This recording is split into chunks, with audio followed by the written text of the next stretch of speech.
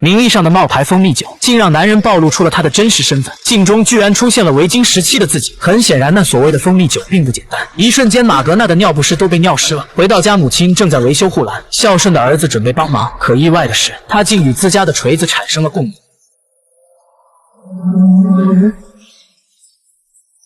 于是上网查询酒的来历，更是惊出了他的一身冷汗。而用牛角包装的蜂蜜酒，是上古时期神族和巨人族开战前的壮行酒。但这一切又和自己有着什么样的关联呢？当他看到先知抚摸雷神的额头赐予力量，他才突然想到，之前神秘老人也同样抚摸过他的额头。随后他找到了开超市的那个老人，老人也没遮掩，直说马格纳的身体里隐藏着雷神的真身，而帮助他提前唤醒神力，是因为他的死对头巨人族正在破坏着地球的生态环境。与此同时，巨人族的威达也大致猜出了他的身份，正密谋着另一场意外伺机搬开这个绊脚石。很快学校就组织大家秋季上山露营，威达作为校长的丈夫，学生的家长自然也可以参加。可马格纳却发现了被人掏走心脏的血，不过他现在可没心思管这些，因为他想借此机会与校花表白。那曾想被校花一口回绝。其实校花一直暗恋威达的儿子福友，情绪低落的他被威达叫去帮助。交谈间，威达透露自己最喜欢吃动物的心脏。听后，马格纳后背发凉，刚才发现的驯鹿，那一定是威达弄死的。而驯鹿血液的味道，在被害好友的衣服上，他也闻到了。当初事件的顺序应该是威达上山生吃驯鹿心脏，被好友发现后才被威达灭了口。此时威达看到对方越来越娴熟的切肉手法，也问出了他自己的疑问。